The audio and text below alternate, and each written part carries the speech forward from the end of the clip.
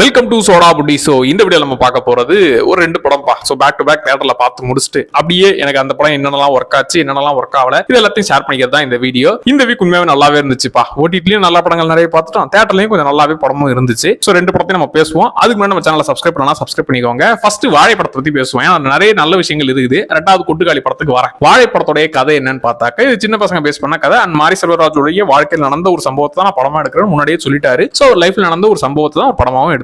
இந்த படத்தோட கதை என்னன்னா, படத்தோட ஹீரோ வந்து ஸ்கூல் படிச்சுட்டு இருக்கிற ஒரு பையன். அவனுக்கு ஸ்கூல் லீவ் விட்டாலே பயம் வந்துடும். ஏன்டா ஸ்கூல் லீவ் விட்டா ஜாலியா விளையாடிட்டு இருப்பாங்களேன்னா, இல்ல லீவ் விடுற டைமா அவங்க வீட்டுல வந்து வாழைத்தார் எடுத்துட்டு போனோம் வா அப்படின்னு சொல்லிட்டு வேலைக்கு கூட்டு போயிடுவாங்க. டேய் உனக்கும் சேர்த்து நீ லீவ் நாள்ல வருவேன்னு சொல்லி அட்வான்ஸ் எல்லாம் வாங்கிட்டேன்டா, ஒழுங்குமுறையா தான் வான்னு சொல்லி அவனை எப்பவுமே கம்பல் பண்ணி கூட்டு போயிடுவாங்க. அதனால ஸ்கூல்ல இருந்தாலே நான் நிம்மதியா இருக்கிறேன், வேலை சொல்லி என்ன படிக்க விடாம பண்றீங்கன்ற மாதிரியே நம்ம ஹீரோவுக்கு ஒரு எப்ப பார்த்தாலும் டென்ஷன். லீவ் வந்தா ஏதாச்சும் ஒரு காரணம் சொல்லி எப்படி எஸ்கேப் பண்ணலாம்னு யோசிச்சுட்டு இருக்கிற ஆளு. ஸ்கூல்ல அவருக்கு டீச்சர் மேல ஒரு குட்டி கிரஷ் இருக்குது. 10வது வீட்டுல இப்படி வேலை சொல்லியே கொள்ற இந்த ஒரு பிரச்சனை இருக்குது. இதெல்லாம் தாண்டி அவர் வாழ்க்கையில் என்ன சம்பவங்கள்லாம் நடந்துச்சுன்றதுதான் இந்த படமே. இந்த படத்துல பிடிச்ச விஷயங்கள் எடுத்துக்கிட்டா, ஃபர்ஸ்ட் எல்லா டைரக்டர்ஸும் பயந்து பாலா அவர்களே மிரண்டு போய் வந்ததெல்லாம் பார்த்து ரொம்பவே படம் முழுக்க சென்டிமெண்டா தான் இருக்கும் தான் நினைச்சேன். பட் ஃபர்ஸ்ட் ஹாஃப் காமெடியா கமர்ஷியல் படம் பாக்குற ஃபீலே கொடுத்துச்சு. ஃபர்ஸ்ட் ஹாஃப் முழுக்க நீங்க கேட்கற அந்த கமர்ஷியல் எலமெண்ட், ஜாலியா அந்த ஒரு குட்டி கிரஷ் எலமெண்ட், பிளஸ் 10வது ரஜினி கமல் ஃபேனா இவங்க 2 பேரும் பண்ற அலம்பல் இருக்கு. ஹீரோ ரஜினி ஃபேனா, அவர் ஃப்ரெண்டு வந்து கமல் ஃபேனு. டே நாங்கெல்லாம் முள்ளு குத்தாமலே நடிப்போம்டா, கமல் ஃபேன்டா நானுன்னு சொல்லி அவங்க 2 பேரும் அடிச்சுக்கிட்டு மாளுவானுங்க. அதே டைம் டக்குன்னு ஒருத்தன் விட்டு கொடுக்க மாட்டானுங்க. சோ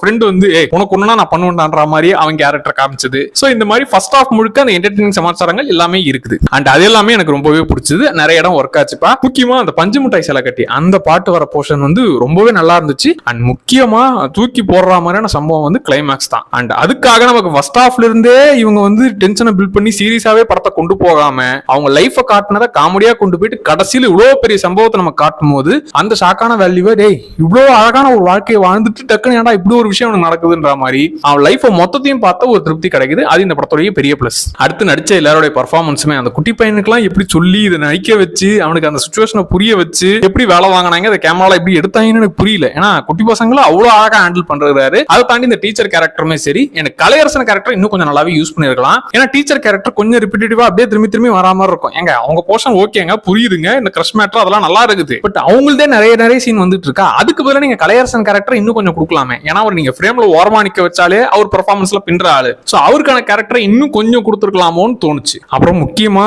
இவர் அந்த விஷுவலா காட்டின விஷயங்கள் ஈஸியாவே நம்ம அந்த வேர்ல்டுக்குள்ள கனெக்ட் பண்ணுது. எஸ் ஸ்லோவா தான் படம் இருக்கும். அண்ட் இந்த மாதிரி கதையை ஸ்லோவா சொன்னாதான் அது பொறுமையா, அதுலயும் இவர் கொஞ்சம் என்டர்டெய்னிங்கா அந்த காமெடி கலந்து கொஞ்சம் நிறைய விஷயங்கள் ட்ரை பண்றாரு. அதெல்லாமே ஒர்க் ஆச்சு. இல்லனா ஸ்டார்டிங்ல இருந்தே நம்ம ஒரு சீரியஸான டோன்ல பார்த்து நம்ம கடைசி கிளைமேக்ஸ் சத்தியமா தாங்கிக்க முடியாது.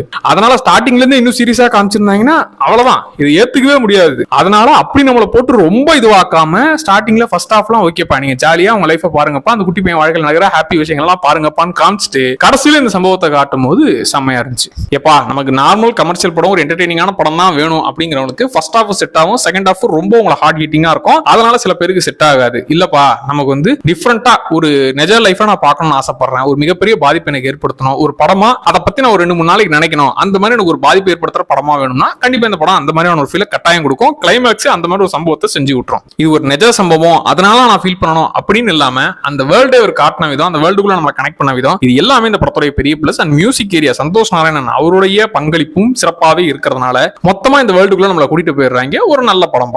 ரெண்டாவது கொட்டுக்காளி படத்துக்கு வருவோம். நம்ம சூரிய அவர்களை சத்தியமா இனிமேல வந்து காமெடி ஏரியாவில அவரை கூட்டே போவாதீங்க, ஹீரோ மெட்டீரியல்ன்ற மாதிரி கேரக்டரா மனுஷன் நிக்கிறாரு. அதுலயும் ஒரே ஒரு சீன் கோவப்படுவாருங்க, அதெல்லாம் அவ்வளவு சாட்டிஸ்ஃபைங்கா இருக்கும். போட்டு எல்லாரையும் அடிங்க, இஷ்டமேனுக்கு அடிங்கன்ற மாதிரி எல்லாரையும் போட்டு அடி அடிப்பாரு. அதெல்லாம் செம்மையா இருந்துச்சு. சரி, கொட்டுக்காளி படத்தோட கதை என்னன்னா, இது கதைன்னு கூட கிடையாது, ஒரே ஒரு சம்பவம். அந்த சம்பவம் தான் மொத்த படமே. என்னன்னா ஹீரோயின் வந்து வேற ஒரு கேஸ்ட சேர்ந்த பையனை காதலிச்சிட்டாங்க. அந்த விஷயத்த வீட்டுல சொன்னா, இவ காதல் பண்ணலங்க, அவன் ஏதோ வசியம் பண்ணிட்டான், அவளுடைய வசியத்துக்கு மயங்கி அவனுக்கு கட்டுப்பட்டுட்டா அப்படிங்கிற மாதிரி நினைச்சு பேயோட்டினா சரியா போயிடும். சாமியார்ட்ட கூட்டு போயிட்டு அவர் சில பல மந்திரங்கள் மாந்திரிகங்கள் வேலைகள்லாம் பார்த்தாருன்னா இந்த பொண்ணு நம்ம கட்டுப்பாட்டுக்குள்ள வந்துடும், சூரிய கல்யாணம் பண்ணிப்பா அப்படின்னு மூட நம்பிக்கையோட வாங்க நம்ம சாமியாரை பார்க்க போலான்னு எல்லாரும் ஷேரோட்டோல கிளம்பி போறாங்க. அவங்க போய் சேர்ந்தாங்களா, அங்க என்ன ஆச்சு, இதுக்கு நடுவுல இவங்க ஷேரோட்டோல போறாங்கல்ல, அந்த டிராவல்ல ஒரு கேரக்டர் என்னென்ன மைண்ட் செட்ல இருக்கிறாங்கன்றது நமக்கு போக போக புரிய வச்சிருவானுங்க. சோ இவங்க கடைசியில சாமியார்ட்ட ரீச் ஆகும்போது, டேய் எல்லா எல்லாரும் இப்படிப்பட்ட ஆளுங்களான்ற மாதிரி நமக்கு எல்லாமே புரிஞ்சிடும். சோ அதுக்கப்புறம் என்னெல்லாம் ஆச்சுன்றதான் அந்த டிராவல் என்னெல்லாம் நடந்துச்சுன்றதுதான் இந்த படமே. இந்த படத்துல பிடிச்ச விஷயங்கள் எடுத்துக்கிட்டா எனக்கு சூரி தான். அந்த ஒரே ஒரு சீன் தாங்க, அந்த ஒரு சீன் போறோம் இந்த மனுஷன் எப்படி நடிப்புல பின்றாருன்ற மாதிரி அந்த ஒரு சீன்ல போட்டு அடிப்பாரு. ஒரு பாட்டு பாடினாங்கன்னு சொல்லிட்டு போட்டு அடிப்பாரு பாருங்க. யோ என்னையா நீ படம் பாக்குறதுனால ரியலா ஒருத்தன் அடிக்கிறியான்ற மாதிரி அந்த ஒரு மொமெண்ட்ல செம்மையா கனெக்ட் ஆயிடுவீங்க. அதை தாண்டி ஒரு கேரக்டரையும் அவங்க தனியா இவங்க இப்படிப்பட்டவங்க இவங்க இப்படி மாறினாங்க அப்படிங்கிற மாதிரிலாம் எதுவுமே இருக்காது. கேஷுவலா அவங்க பேசிப்பாங்க. அவங்க பேசுறத வச்சு இந்த கேரக்டர் இப்படிப்பட்டவன் நீங்க ஸ்டார்டிங்ல பார்த்ததுக்கும் நடுவுல அவங்கள பத்தி புரிஞ்சுக்கும் போதும் அண்ட் எந்த அளவுக்கு ஒரு மூட நம்பிக்கையை ரொம்ப ஸ்ட்ராங்கா நம்புறாங்கன்றதெல்லாம் ரொம்ப காமெடியாவும் அது கேஷுவலாவும் காமிச்சிருப்பாங்க. அதாவது இந்த புள்ள காதலிச்சிருக்கு, வேற ஒருத்தனை காதலிச்சிருக்கு, அது கூட பெரிய விஷயம் கிடையாது. சாமியார்ட்ட கூட்டு போய் சாமியார்ட்ட இதெல்லாம் காமிச்சான்னு வச்சுக்கோங்க, அவர் சரி பண்ணி விட்டுருவாரு. காதலே மறந்து இவனை கல்யாணம் பண்ணி பாப்பாருன்னு எல்லாரும் கான்பிடண்டா நம்புவாங்க. அதெல்லாம் பார்க்கும்போது அவங்க பண்றது சீரியஸான விஷயம், நமக்கு இங்க சிரிப்பு வரும். சோ அந்த விஷயங்கள்லாம் சூப்பராகவே இருந்துச்சு. அண்ட் ஒரு சேவலை போட்டு டார்ச்சர் பண்ணுவாங்க. ஆக்சுவலா அந்த சேவல் கேரக்டர் நம்ம இந்த பொண்ணு கேரக்டரோட நினைச்சுக்கலாம். போட்டு டார்ச்சர் பண்ணி அது இதுன்னு பண்ணி நாங்க அவ்வளவு டார்ச்சர் பண்றோம், ஏன்னா உன்னை நல்லா இருக்கியா உன்னை பாத்துக்கணும்ன்றதுக்காக. அதே மாதிரிதான் இந்த பொண்ணு போட்டு டார்ச்சர் பண்ணுவானுங்க. எல்லாம் எதுக்காக? உன் நல்லதுக்காக தான்ற மாதிரி மனுஷன் எங்கேயும் டைலாக்கா சொல்லாம போற போக்கில் இந்த விஷயங்கள்லாம் கன்வே பண்ணதெல்லாம் நல்லா இருந்துச்சு. கடைசி அந்த ஒரு சாமியார் சீன் வரும். டேய் ஏன்டா இவ்வளவு போறீங்க, இப்படி இல்லாமலா பண்ணுவாங்கன்ற மாதிரி ஷாக்கிங்கா இருந்துச்சு. அதை பார்த்துட்டு கொஞ்ச நேரத்துல இன்ஸ்டால ரீல்ஸ் அப்படி நவுத்திட்டு இருக்கும்போது ஒரு சாமியார் நிஜமாவே ஒரு பொண்ணு கிட்ட அவங்க பெத்தவங்க எல்லாம் இருக்கிறாங்க. அவன் பாக்குற வேலையெல்லாம் ஒரு ரீல்ஸ்ல நான் பார்த்தேன். படத்துல நீ காமிச்சதெல்லாம் அதிகமாலாம் இல்ல, நிஜத்துல இன்னும் நிறையவே இருக்குதுன்ற மாதிரி அந்த சாமியார் பண்ற சீன்லாம் நமக்கு பார்க்கும்போது என்னடா இதுன்னு ஒரு மாதிரி அருவருப்பா இருந்துச்சுன்னா அதை விட மோசமா நிஜத்துல நடக்குதுன்னு அர்த்தம். அப்புறம் இந்த படத்துடைய கிளைமேக்ஸ் புரியல பிடிக்கல என்ன சொல்ல வராங்க இப்படிங்கிற எந்த கேள்வியும் இல்லாம நீங்களே கிளைமேக்ஸ் எழுதிக்கோங்கன்ற மாதிரி டப்புன்னு முடிச்சிருவாரு. டேய் இப்ப நான் கிளைமேக்ஸ் என்னென்ன நினைக்கிறதுன்னு ஒருத்தர் ஒரு மாதிரி புரிஞ்சுக்கலாம். இப்ப இதுதான் கிளைமேக்ஸா இருக்கும், இதுதான் கிளைமேக்ஸா முடிச்சிருப்பாங்க அப்படிங்கிறது நமக்கு இல்லாம பாதியில அப்படியே நிறுத்திவிட்டு டே நீயே கிளைமேக்ஸ் எழுதிக்கோடான்ற மாதிரி நம்ம கிட்ட குத்துருவாங்க. ஐயோ டக்குன்னு பேப்பர் பண்ண குத்துறாங்களே, நம்ம என்ன கிளைமேக்ஸ் எழுதுன்ற மாதிரி ஒரு வித்தியாசமா இருந்துச்சு. ஆனா அது நல்லா இருக்கணும்னு சொல்ல முடியல. ஏங்க ஏதாச்சும் ஒரு விஷயமா சொல்லியிருந்து அவர் யோசிக்கிற பாயிண்ட் ஆஃப் வியூ, அவர் ஏதாச்சும் ஒரு முடிவெடுக்கிற பாயிண்ட் ஆஃப் வியூ முடிச்சிருக்கலாமே ஒரு சின்ன உறுத்தலும் இருக்கு. சரிப்பா இந்த படத்துல செட் ஆகாத விஷயங்கள் இல்ல ஒர்க் ஆகாத விஷயங்கள்னு கேட்டீங்கன்னா சத்தியமா கமர்ஷியல் படம் தான் நான் பாக்குறேன். எனக்கு ஒரு மாசத்துக்கு ஒரு 2 படம் பார்ப்பேன், இல்ல வாரத்துக்கு ஒரு படம் ஓடிட்டுல நான் பார்ப்பேன். அப்படிங்கிறவங்களுக்கு சத்தியமா இந்த படம் செட்டே ஆகாது.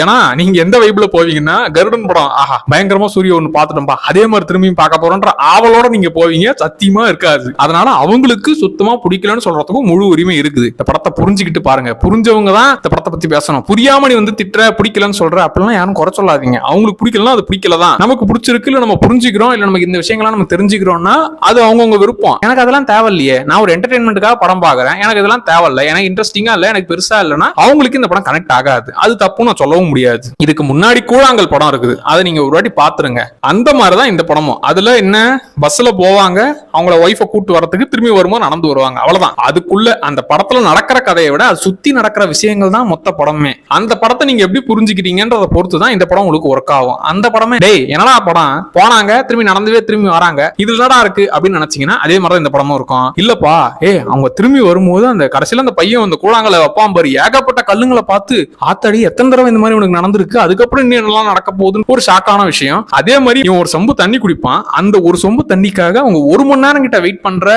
அந்த விஷயங்கள் அவங்க லைஃப் ஸ்டைல இவங்க போற போக்குல காமிச்சிருப்பானுங்க. அந்த ஊர்ல எப்படி எல்லாம் நடக்குதுன்ற விஷயத்த எங்கேயும் டைலாக்காவோ இதுவாவோ இல்லாம விஷுவலா காமிச்சிருப்பாங்க. சோ அந்த மாதிரி சுத்தி நடக்கிற விஷயங்களை நீங்க பார்த்து புரிஞ்சுக்கிட்டு நிறைய யோசிச்சு நிறைய விஷயங்களை அப்படியே போற போக்குல வச்சிருக்காருப்பா அப்படின்னு நீங்க புரிஞ்சு பாக்குற ஆள்னா உங்களுக்கு இந்த படம் பிடிக்கும். நான் உட்காந்து இந்த புரிஞ்சுக்கிறது ஐடென்டிட்டிஸை கண்டுபிடிக்கிறது எனக்கெல்லாம் என் வேலை கிடையாதுன்னா கண்டிப்பா இந்த படம் செட் ஆகாது. கூழாங்கல் படமே உங்களுக்கு ஒர்க் ஆகலனா சத்தியமா அதே மாதிரிதான் இந்த படமும் இருக்கும். மொத்தத்துல இந்த கொட்டுக்காளி எல்லாருக்கும் மனப்படம் கிடையாதுப்பா. சோ எனக்கு இந்த 2 படங்கள்ல வாழைப்படம் ஒரு கமர்ஷியலான ஃபர்ஸ்ட் ஹாஃப் ரொம்ப பாதிப்பை ஏற்படுத்தின செகண்ட் ஹாஃப்னு அந்த படம் நல்லாவே ஒர்க் ஆச்சு. கொட்டுக்காளி படம் ஏகப்பட்ட விஷயங்களை அவங்க சொல்லாம நமக்கு புரிய வைக்கிற விஷயங்கள்னால எனக்கு அதுவுமே நல்லாவே ஒர்க் ஆச்சு. அந்த படம் கொட்டுக்காளி எல்லாருக்கும் ஒர்க் ஆகிற படமும் இல்லை, அதையும் நான் மீண்டும் மீண்டும் சொல்லிக்கிறேன். சோ இதான்ப்பா இந்த 2 படங்கள் பார்த்துட்டு எனக்கு தோணுன விஷயங்கள். உங்களுக்கு எப்படி இருந்துச்சுன்றத கமெண்ட்ல சொல்லுங்க. மறக்காம சோடா அப்படி சேனலை சப்ஸ்கிரைப் பண்ணிக்கோங்க. Tata bye.